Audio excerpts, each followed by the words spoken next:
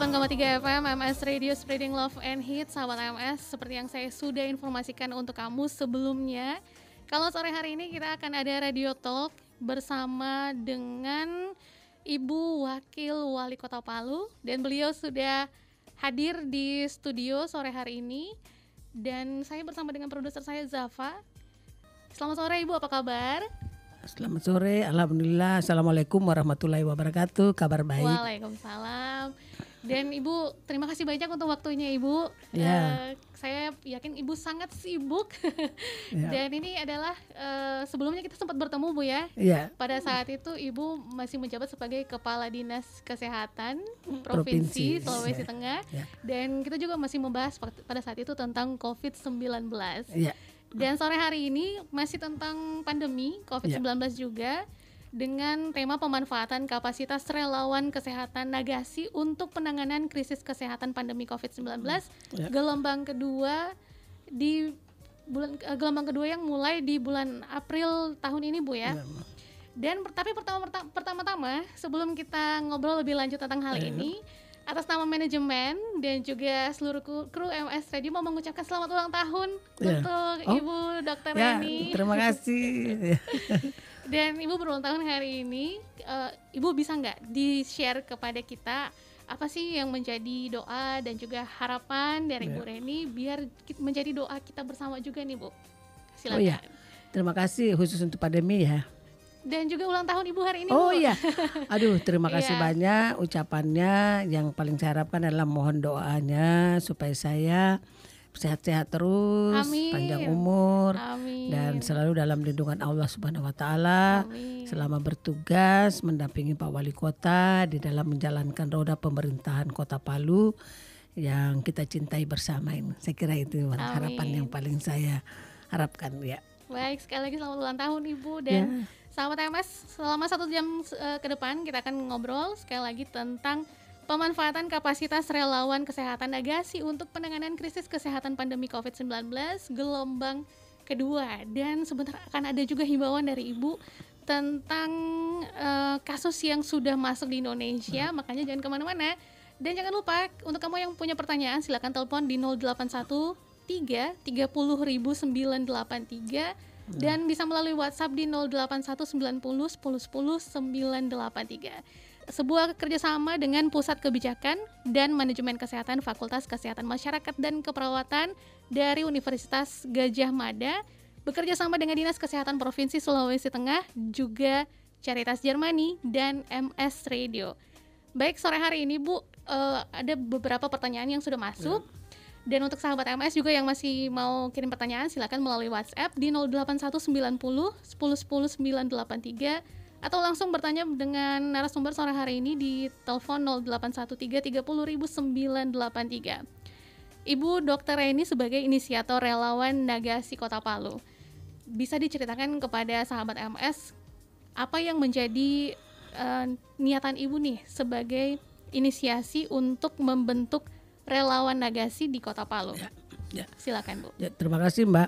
Jadi awalnya itu kami pertemuan kecil-kecilan antara teman-teman profesi kesehatan yang ada di Kota Palu, antara lain Dr. Rizko dan teman-teman lain dari segala bentuk profesi, apoteker, fisioterapi, PPNI, perawat, bidan, kemudian apoteker dan semua profesi kesehatan yang saya tidak sebutkan satu persatu.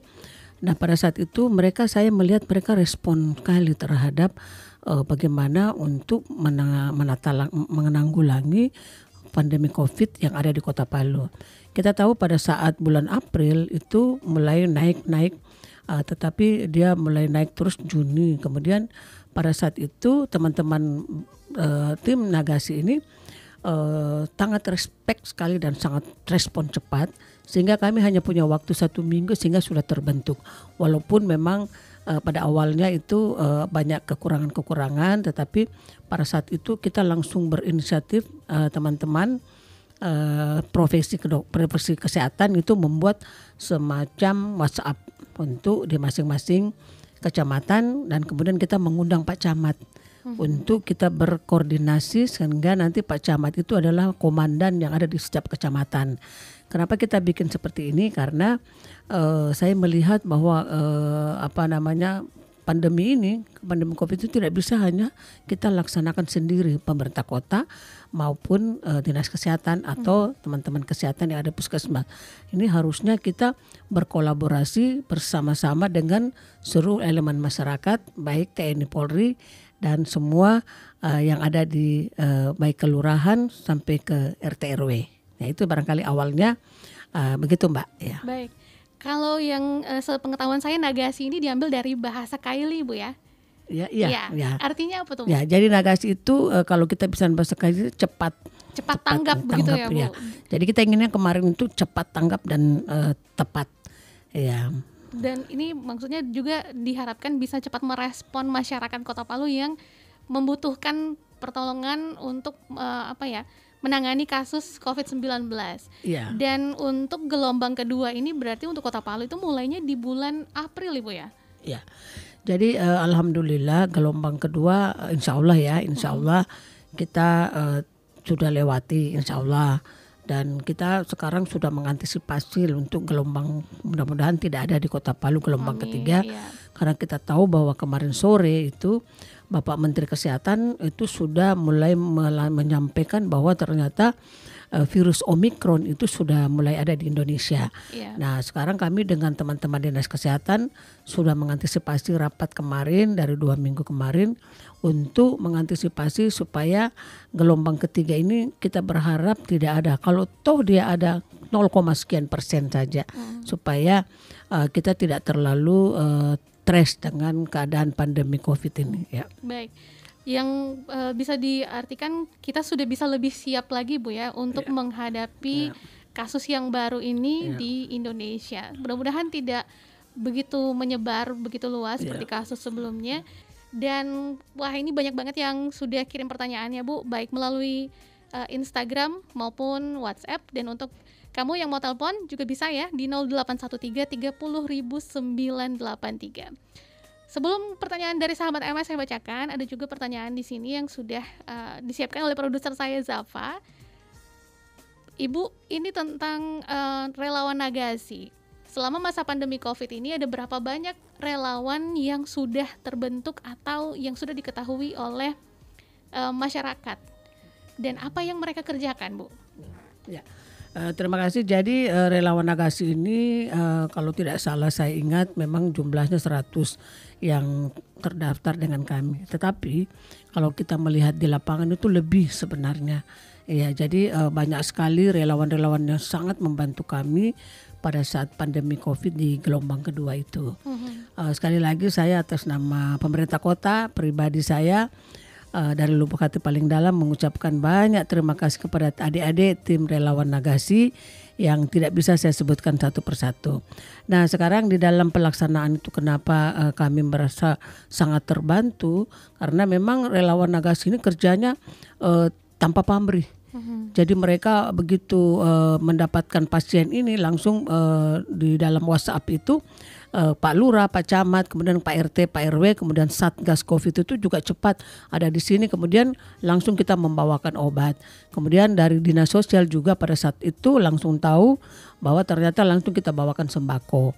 Jadi seperti itu kemarin kita laksanakan karena pasti kalau yang kita lakukan mandiri, isolasi mandiri, otomatis dia tidak boleh keluar sehingga kita harus memberikan mereka sembako plus telur waktu itu. Memang mungkin ada yang tidak sempat terbawa, tetapi kita berupaya karena ada yang tidak melapor. Kalau yang tidak melapor berarti kami tidak tahu lah kan.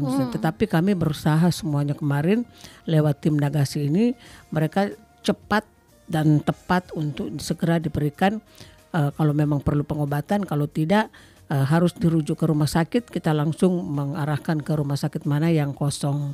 Ya, seperti itu. Apakah relawan Nagasi ini khusus dari tim medis saja atau ada yang berprofesi selain medis, Bu? Oh iya, yang kita tahu kemarin itu memang tenaga kesehatan. Tenaga kesehatan ya, semua tenaga kesehatan. Jadi tenaga baik medis maupun tenaga-tenaga kesehatan yang lain. Kalau teknis kan dokter, baik dokter gigi, dokter umum, dokter ahli, akan ada pun juga masuk di dalam, dan seluruh tenaga profesi yang ada di Kota Palu yang sangat membantu kami. Ya. Baik, Ibu, ada beberapa pertanyaan yang Iya, masuk. siap. Yang masuk melalui Instagram atas nama Muhammad Afdal. Ya. Muhammad Afdal bertanya, kenapa virus corona bisa sangat cepat bermutasi menjadi Ya. berbagai varian, sampai yang terbaru ini varian Omicron. Apa yang menyebabkan virus ini bisa berkembang secepat itu? Ya.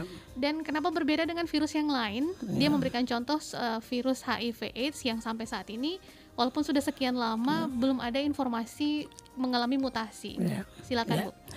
Terima kasih. Jadi memang ciri khas dari suatu kuman itu dia akan selalu bermutasi. Sama kita manusia ini, kita kan harus selalu berubah. Kadang-kadang berubah penampilan, berubah rambut, berubah apa. Nah itu seperti itu juga virus contohnya.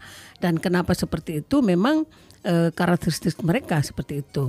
Dan salah satunya itu kalau kita tidak mengindahkan atau tidak mau mengetahui varian-varian virusnya itu yang membuat kita agak kesulitan. Memang sekarang ini kendala-kendala di dunia pun bukan cuma Indonesia ya, karena kita tidak tahu lagi varian apa yang akan muncul. Tetapi insya Allah, dan saya melihat teman-teman dari virologi yang ada di Jakarta maupun di luar negeri itu sudah mereka selalu mempelajari strain-strain baru. Nah, kenapa tadi dipertanyakan juga kenapa Omicron seperti itu? Omicron itu kenapa orang takut sekali, karena dia kadang-kadang gejalanya tidak terlalu seperti yang Delta kemarin sangat, tetapi ada juga yang memang gejalanya juga seperti itu. Nah, kemudian yang paling kita takutkan itu adalah ketika Omicron kita itu biasanya ya, tidak selalu, dia laboratoriumnya itu biasanya rapid antigennya negatif, PCR-nya negatif. Nanti pada saat kita lakukan pemeriksaan fototoraks atau pemeriksaan foto-foto yang lain, yang itu yang lebih spesifik, baru akan kelihatan paru-parunya menjadi putih. Nah itu kenapa kita takutkan kalau menjadi putih, sehingga karena di dalam paru-paru kalau terjadi kembang kempisnya paru-paru itu tidak bagus, sehingga mudahlah terjadi sesak nafas. Kemudian dia bisa menjadi long covid. Long covid itu covidnya lama. Dan kalau orang yang komorbid, ya itu apalagi kalau tidak dapat vaksin, maka dia lebih parah lagi. Ya seperti itu. Itu sebabnya kenapa pemerintah kita sangat menganjurkan untuk melakukan vaksinasi, Bu ya. Iya. Dan ternyata kalau yang Omicron ini juga tidak begitu kelihatan gejalanya ya, Bu. Ya. Nanti pada saat pemeriksaan medis lebih lanjut baru ketahuan. Iya. Jadi memang yang sekarang kita lihat varian Omicron ini kan kita belum bisa lihat sekali ya, karena kasus kan baru 2, mudah-mudahan tidak banyak lah kasusnya. Nah, ini yang kita takutkan kalau dia cepat menyebar. Nah ini yang harus kita antisipasi, sehingga kita harus cepat-cepat punya langkah-langkah selanjutnya yang lebih strategis. Nah kenapa harus vaksinasi kita tingkatkan? Karena salah satu untuk mengurangi pandemi COVID ini adalah dengan memberikan kekebalan terhadap coronavirus. Walaupun memang ada peneliti yang mengatakan bahwa itu tidak cocok untuk virus ini, corona itu tidak cocok, ada yang bilang. Tetapi selama ini saya melihat ternyata setelah diberikan Sinovac, diberikan AstraZeneca, Pfizer atau yang Moderna, ternyata antibodi orang yang diberikan itu jauh sekali tingginya. Ya, jadi sebenarnya yang kita harapkan itu adalah pembentukan antibodi yang tinggi, sehingga kalau toh dia terinfeksi dengan coronavirus, dia tidak berat seperti virus biasa, ya seperti itu. Ya. Baik. Lanjut dengan pertanyaan berikutnya, Bu, dari WhatsApp dari Al-Habsyi yang ada di Bayoge yang bertanya. Sebelumnya dia mengucapkan selamat ulang tahun, doa terbaik untuk Ibu. Ya, terima kasih. Ya. Kemudian pertanyaannya adalah bagaimana kesiapan Kota Palu dalam vaksinasi ke sekolah-sekolah untuk mencegah gelombang ketiga di Kota Palu? Ya, yang pertama kami menggenjot vaksinasi. Jadi itu yang pertama, sehingga pada saat ini kami sudah mencapai tahap pertama vaksinasi dosis 1 itu sudah mencapai 78%. Nah yang kedua sudah 56%. Ini yang secara all new record ya.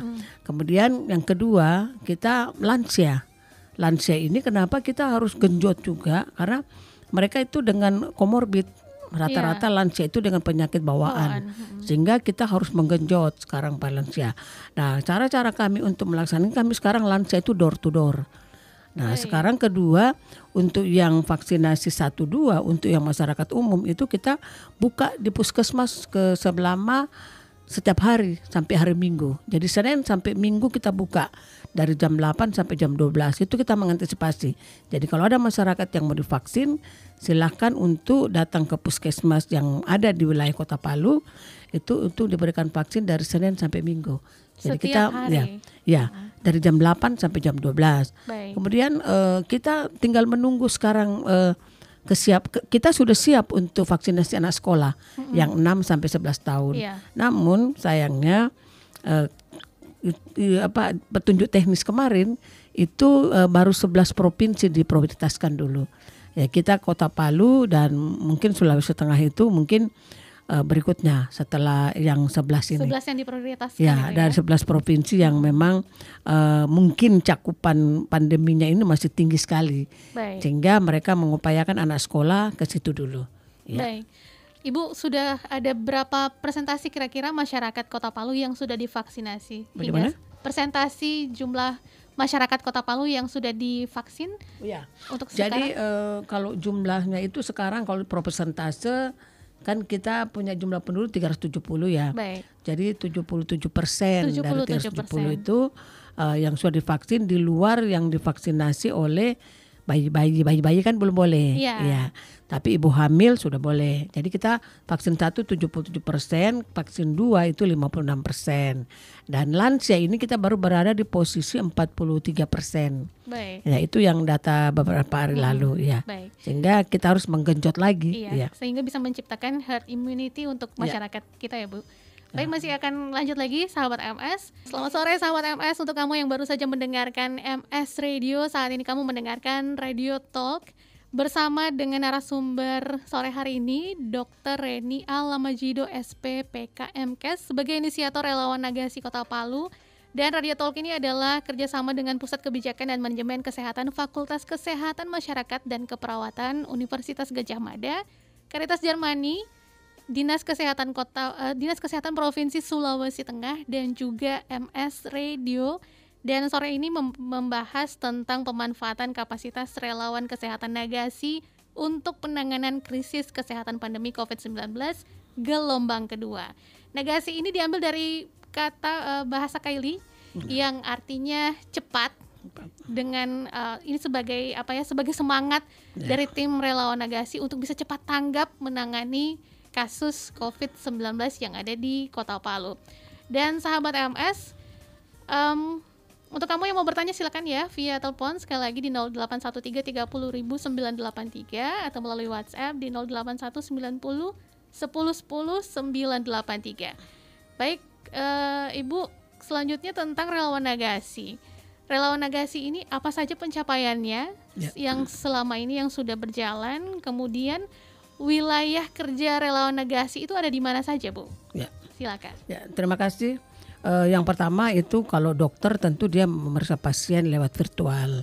Kemudian melalui kalau misalnya teman-teman puskesmas itu bisa langsung ke tempat kalau memang dia bergejala berat. Itu tugasnya. Kemudian kalau teman-teman apoteker itu dia mengantarkan obat ke rumah pasien. Jadi mereka langsung membawa sampai tengah malam mereka membawa. Kemudian kalau teman-teman yang bidan juga mereka mengetahui di mana yang ibu hamil sehingga dia menjaga ya supaya kita tidak terkena COVID.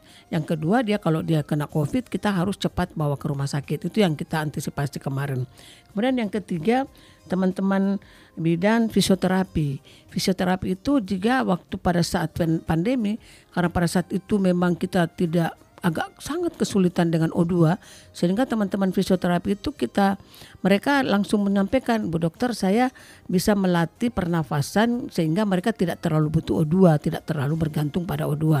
Maka pada saat itu teman-teman fisioterapi lah yang berada ke di Bapelkes itu melatih olahraganya, bagaimana pernafasan yang baik, tarik nafas yang seperti apa, sehingga pada saat itu kita bisa teratasi sekali dengan teman-teman.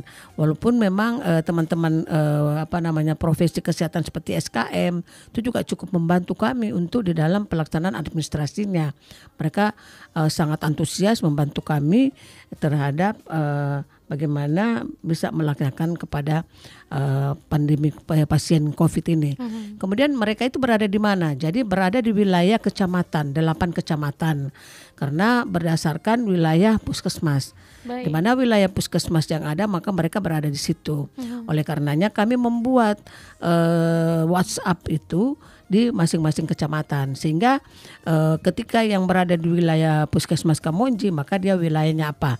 Ketika ada yang sakit, semua Pak RT, Pak RW itu masuk di dalam WhatsApp ini, sehingga kita cepat sekali. Ya, jadi ketika mereka memasukkan ini data ini, pasien ini, alamat ini, kemudian masing-masing teman-teman puskesmas bisa ke sana, bisa lewat telepon. Kalau tidak kenapa sesak, tidak kenapa, langsung apoteker antarkan obatnya.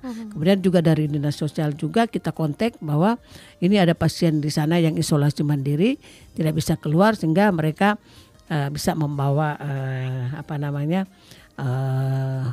sembako-sembako yang diharapkan oleh masyarakat yang terkena COVID.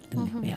Jadi memang ada kesatuan upaya kerjasama begitu ya Bu, dari pihak RT kemudian langsung menghubungi relawan Nagasi dan akhirnya bisa cepat ada penanganan kepada pasien COVID-19 ini.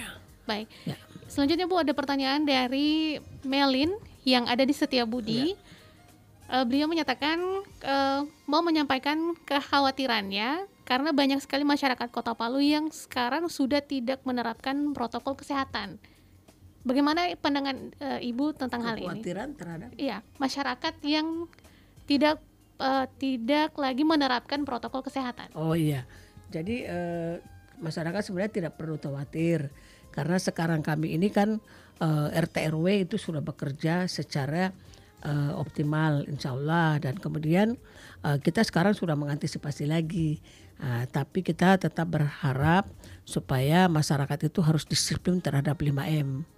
Ya, protokol kesehatannya. Jadi kemudian 3T-nya, ketika ada yang satu positif, jangan takut untuk dilakukan tracing dan tracking, serta dilakukan tes untuk rapid antigen. Karena kalau kita tidak lakukan itu, kita tidak bisa tahu di mana yang lain. Sebenarnya kalau banyak hasil tes yang kita dapatkan jauh lebih baik. Ya, seperti itu Mbak ya. Baik, kemudian juga ada Ibu Maria yang ada di Maesa. Mau mengucapkan selamat ulang tahun untuk Ibu Reni. Oh ya, terima kasih banyak ulang tahunnya. Dan mengapresiasi kerja keras dari relawan Nagasi karena menjadi salah satu survivor untuk COVID-19 juga Bu. Ya, terima kasih. Ya, terima kasih ucapannya ya. Baik, dan untuk kamu sahabat MS silakan ya, masih saya tunggu juga via telepon ataupun WhatsApp. Via telepon di 0813 30.983 dan juga via WhatsApp di 081901010983. Dan ada pertanyaan juga Bu, bagaimana cara masyarakat untuk memanfaatkan layanan relawan Nagasi ini? Tapi sebentar dijawab Bu, kita rehat sejenak, dan sahabat MS sekali lagi ditunggu untuk kamu yang mau telepon ataupun kirim WhatsApp tetap di 98,3 FM MS Radio. Sahabat MS masih dengan Radio Talk sore hari ini bekerja sama dengan Pusat Kebijakan dan Manajemen Kesehatan Fakultas Kesehatan Masyarakat dan Keperawatan dari Universitas Gadjah Mada, Caritas Germany, bekerja sama juga dengan Dinas Kesehatan Provinsi Sulawesi Tengah dan MS Radio. Sore hari ini kita membahas tentang pemanfaatan kapasitas relawan kesehatan Nagasi untuk penanganan krisis kesehatan pandemi COVID-19 gelombang kedua. Dan masih bersama dengan narasumber sore hari ini yaitu Dr. Reni Alamajido SPPK MKes sebagai inisiator relawan Nagasi Kota Palu. Luar biasa, Ibu menjadi inisiator dari relawan Nagasi ini yang sangat bermanfaat untuk masyarakat Kota Palu.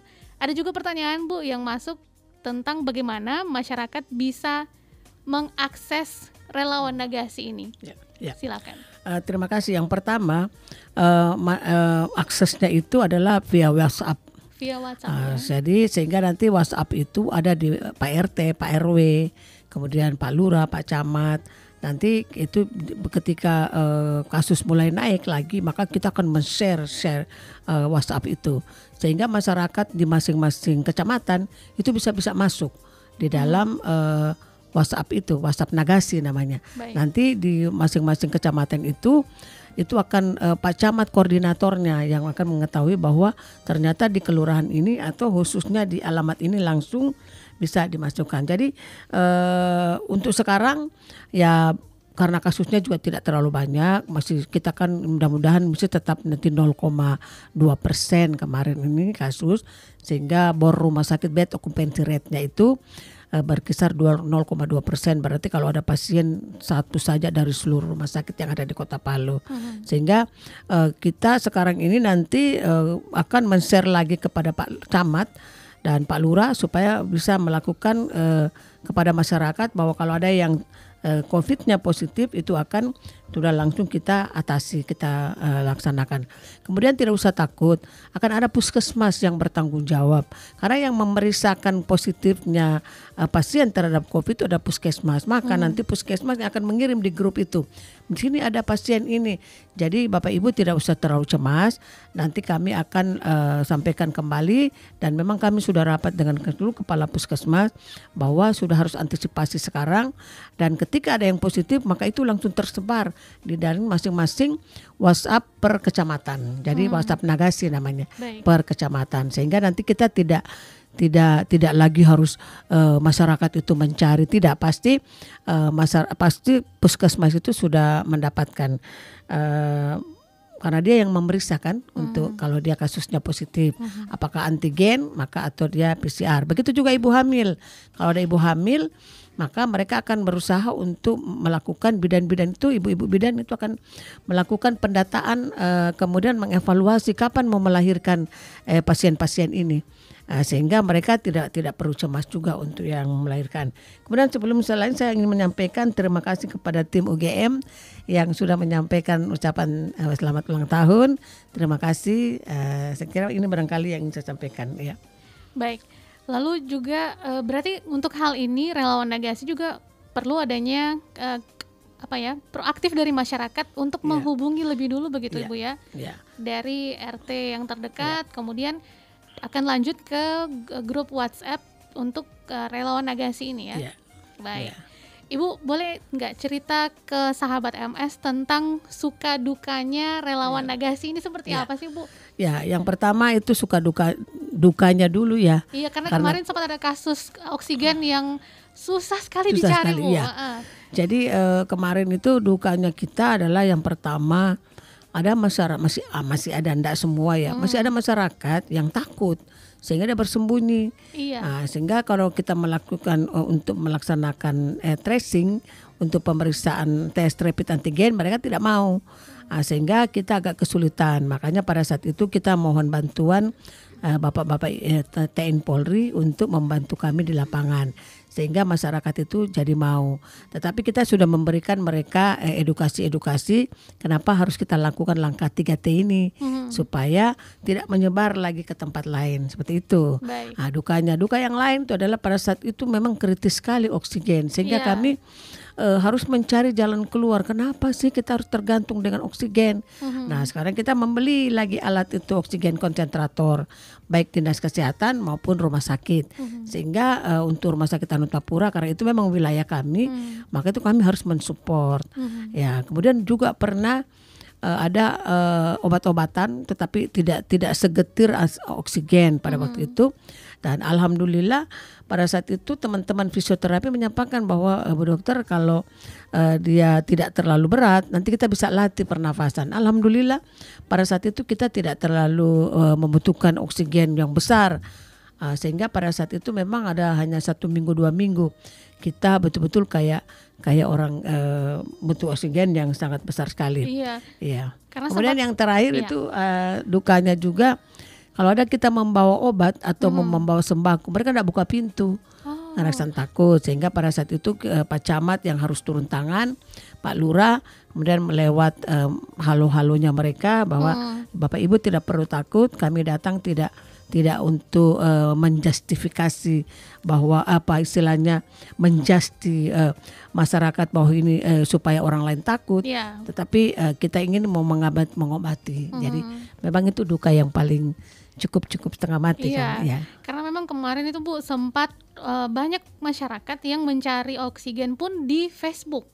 Iya, melalui grup-grup yang ada di Facebook itu mencari informasi tentang oksigen. Iya. Dan memang itulah medsos ya. Tapi medsos juga ada yang sangat baik sekali melakukan kami support terhadap tim Nagasi ini. Baik, satu pertanyaan lagi Bu, dari Muhammad Al-Ghazali yang ada di Lagarutu yang menanyakan tentang bagaimana kesiapan relawan Nagasi untuk kesiapan COVID-19 gelombang ketiga. Ya, jadi pertama mulai sekarang kita mulai aktif lagi terhadap WhatsApp. Ya, kita sudah menyampaikan kepada teman-teman relawan Nagasi bahwa kita sudah harus antisipasi siap siaga. Jadi teman-teman Nagasi alhamdulillah mereka tetap siap untuk membantu kami, dan tetapi saya berharap dan sangat berdoa untuk seluruh masyarakat Kota Palu kita tidak terjadi gelombang ketiga. Kita harapkan itu kalau toh ada satu saja pasien tetapi dia tidak menyebarkan kemana-mana seperti itu. Itu harapan yang supaya tidak terjadi kuman-kuman tidak kemana-mana. Baik.